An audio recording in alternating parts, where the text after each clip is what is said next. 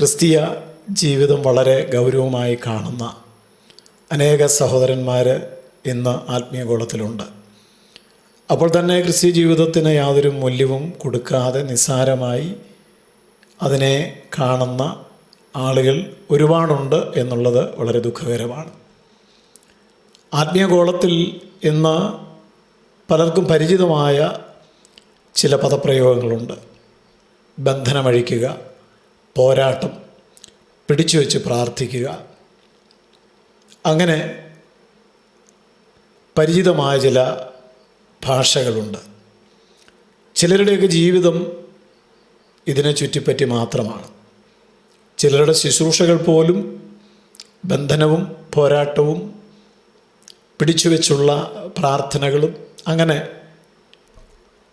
ഉള്ള കാര്യങ്ങളെ അടിസ്ഥാനപ്പെടുത്തി മാത്രമായിട്ട് ആത്മീയ ജീവിതത്തെ ഗൗരവമായിട്ട് കാണുന്നില്ലെങ്കിൽ അയ്യോ കഷ്ടം എന്നാണ് ദൈവത്തിൻ്റെ വചനത്തിൽ നാം കാണുന്നത്. ഈ ലോകത്തിൽ നശിച്ചു പോകുന്ന ആഹാരത്തിന് വേണ്ടിയല്ല, നിലനിൽക്കുന്ന ആഹാരത്തിന് വേണ്ടി തന്നെ അധ്വാനിപ്പീൻ എന്ന് യേശു കർത്താവ് പറഞ്ഞിട്ടുണ്ട്. ഒരുത്തൻ്റെ സമൃദ്ധിയല്ല അവൻ്റെ ജീവൻ ആധാരമായിരിക്കുന്നത് എന്ന് പറഞ്ഞതിന് ശേഷം യേശു പറഞ്ഞു, ദൈവവിഷയമായി നാം എല്ലാവരും സമ്പന്നരായിട്ട് മാറണം. യഥാർത്ഥത്തിൽ ദൈവം നമ്മെ വിളിച്ചത് എന്തിനാണ്? ഇതിനെ സംബന്ധിച്ച് റോമാലേഖനം 8-ാം അധ്യായം 29-ാമത്തെ വാക്യത്തിൽ തൻ്റെ പുത്രൻ അനേകം സഹോദരന്മാരിൽ ആദ്യജാതൻ ആകേണ്ടതിന് അവൻ്റെ സ്വരൂപത്തോട് അനുരൂപരാകുവാൻ നമ്മെ മുൻ നിയമിച്ചിരിക്കുന്നു എന്ന് പറഞ്ഞിരിക്കുന്നു. യേശുക്രിസ്തുവിനോട് അനുരൂപപ്പെടുവാൻ, ഈ പദത്തിന് വിശാലമായ അർത്ഥങ്ങളാണുള്ളത്. അനുരൂപരാവുക എന്ന് പറഞ്ഞാൽ ക്രിസ്തുവിൻ്റെ അതേ സ്വഭാവത്തോട് ചേർന്ന് ചിന്തിക്കുകയും പ്രവർത്തിക്കുകയും ചെയ്യുക എന്നൊക്കെയാണ്. ക്രിസ്തുവിൻ്റെ സ്വഭാവത്തോട് നാം അനുരൂപപ്പെടുന്നതിനെക്കുറിച്ച് ചിന്തിക്കുമ്പോൾ മാത്രമാണ് നമ്മുടെ ആത്മീയ ജീവിതം നാം ഗൗരവമായിട്ട് എടുത്തിട്ടുണ്ടോ ഇല്ലയോ എന്നുപോലെ നമുക്ക് മനസ്സിലാക്കാൻ കഴിയുന്നത്. അങ്ങനെയുള്ളവരുടെ ജീവിതത്തിൽ എപ്പോഴും ഒരു ഹൃദയ തകർച്ചയും നുറുക്കവും ഉണ്ടായിക്കൊണ്ടിരിക്കും. ക്രിസ്തുവിനോട് അനുരൂപപ്പെടുക അല്ലെങ്കിൽ തകർന്നും നുറുങ്ങിയുമുള്ള ഹൃദയത്തോടു കൂടി ജീവിക്കുക എന്നൊക്കെ പറയുമ്പോൾ എന്താണ് നാം അർത്ഥമാക്കേണ്ടത്? ഞാനൊരു ക്രിസ്ത്യാനിയായി ജീവിക്കുവാൻ തുടങ്ങിയതുകൊണ്ട് മറ്റുള്ളവർ എന്നെ മുതലെടുക്കുകയും എൻ്റെ വസ്തുക്കളെ, സമ്പത്തിനെ അപഹരിച്ചെടുക്കുകയും ചെയ്യുമ്പോൾ യേശുവിൻ്റെ മുഖത്തേക്ക് നോക്കി ക്രൂശിൽ അവൻ്റെ വസ്ത്രം അഴിച്ചതും അവൻ്റെ അങ്കിക്കായി ചീട്ടിട്ടതും പടയാളികളത് പകുത്തെടുത്തതും ഓർത്തുകൊണ്ട് പൗലോസ് അപ്പോസ്തലൻ പറഞ്ഞതുപോലെ സമ്പത്തുകളുടെ അപഹാരം സന്തോഷത്തോടെ സഹിച്ചു എന്നുള്ള ദൈവവചനം അനുസരിച്ച് ജീവിതം ദൈവകരങ്ങളിൽ ഏൽപ്പിച്ച് സ്തോത്രം ചെയ്യുന്നതാണ് തകർന്നും നുറുങ്ങിയുമുള്ള ഹൃദയം എന്ന് പറയുന്നത്.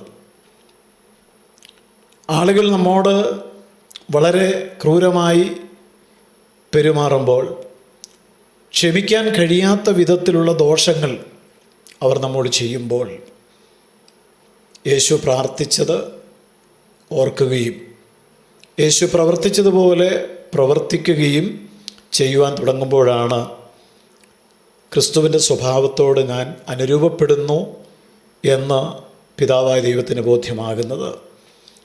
ഈ സാഹചര്യത്തിൽ ക്രിസ്തു എന്താണ് ചെയ്തത്? മുൾമുടി ധരിപ്പിച്ചവരെയും ചാട്ടവാറെടുത്ത് തൻ്റെ ശരീരം അടിച്ചു തകർത്തവരെയും മനഃപൂർവ്വമായി ക്ഷമിച്ചുകൊണ്ട്, പിതാവേ ഇവർ ചെയ്യുന്നത് എന്ത് എന്നിവർക്കറിയായികയാൽ ഇവരോട് ക്ഷമിക്കണമേ എന്ന് പ്രാർത്ഥിച്ചതുപോലെ ഹൃദയപൂർവ്വം നുറുങ്ങിയ ഹൃദയത്തിൽ നിന്ന് പ്രാർത്ഥിക്കുവാൻ ഒരു വ്യക്തിക്ക് കഴിയുമ്പോഴാണ് ആ വ്യക്തി യേശുവിൻ്റെ സ്വഭാവത്തോട് അനുരൂപപ്പെടുന്നവൻ എന്ന് പിതാവായ ദൈവം ബോധ്യപ്പെടുന്നത്. ഇത് പോലെയുള്ള അനേക അവസ്ഥകൾ, അനേക അനുഭവങ്ങൾ നമ്മുടെ ജീവിതത്തിൽ ദൈവം അനുവദിക്കുന്നു. ആ സമയത്തൊക്കെയും നാം ക്രിസ്തു ചെയ്തതും ചിന്തിച്ചതും പ്രവർത്തിച്ചതും പോലെ ചിന്തിക്കുകയും പ്രവർത്തിക്കുകയും സംസാരിക്കുകയും ചെയ്യുമ്പോഴാണ് നമ്മെക്കുറിച്ചുള്ള ദൈവത്തിൻ്റെ വിളി അതിൻ്റെ പൂർണ്ണതയിലേക്ക് നമുക്ക് എത്തിച്ചേരുവാനായിട്ട് കഴിയുന്നത്. തൻ്റെ സ്വരൂപത്തോട് അനുരൂപപ്പെടുവാൻ നമ്മെ നിയമിച്ചിരിക്കുന്നു എന്നുള്ളതിൻ്റെ അർത്ഥം അതാണ്. ആളുകൾക്ക് നമ്മെ വേണ്ടാതെ വരികയും തള്ളിക്കളയുകയും അവഗണിക്കുകയും ചെയ്യുമ്പോൾ യേശു വിസ്തരിക്കപ്പെടുന്ന സമയത്ത് ഇവനെ ക്രൂശിക്കുക, ബറബ്ബാസിനെ വിട്ടുതരിക എന്നുള്ള ശബ്ദം യേശുവിൻ്റെ ചെവികളിൽ കേട്ടപ്പോൾ ഒരു കുഞ്ഞാടിനെ പോലെ, രോമം കത്രിക്കുന്നവരുടെ മുമ്പാകെ മിണ്ടാതിരിക്കുന്ന കുഞ്ഞാടിനെ പോലെ ദൈവത്തിൻ്റെ ഹിതത്തിനു മുമ്പിൽ സമ്പൂർണ്ണമായി സമർപ്പിച്ച ആ ക്രിസ്തു, അത് നമ്മുടെ സ്വഭാവത്തോട് ചേർന്ന് വരുമ്പോഴാണ് അവൻ്റെ സ്വരൂപത്തോട് അനുരൂപപ്പെടുവാൻ അവൻ നമ്മെ നിയമിച്ചിരിക്കുന്നു എന്നുള്ള വചനം നമ്മളിൽ പൂർണ്ണമാകും. അതുകൊണ്ട് ജീവിതത്തിൻ്റെ സമസ്ത മേഖലകളിലും ക്രിസ്തീയ ജീവിതത്തെ വളരെ ഗൗരവമായിട്ട് എടുക്കുകയും യേശുക്രിസ്തുവിൻ്റെ സ്വഭാവത്തോട് അനുരൂപപ്പെട്ട് ജീവിപ്പാനായിട്ട് നമ്മെ സമർപ്പിക്കുകയും ചെയ്യണം. ബുദ്ധിയുള്ളവർ അതാണ് ചെയ്യുന്നത്. സർവശക്തനായ ദൈവമേ, അങ്ങയുടെ വചനത്തിനായി സ്തോത്രം. നിസ്സാരമായി ക്രിസ്തീയ ജീവിതത്തെ കണ്ട് ഒടുവിൽ കൂരിരുട്ടിലേക്ക് ചെന്ന് പതിക്കുന്ന അനേകരുടെ നടുവിൽ വളരെ ഗൗരവത്തോടെ ക്രിസ്തീയ ജീവിതത്തെ കാണുവാൻ വചനം കേൾക്കുന്ന എല്ലാവർക്കും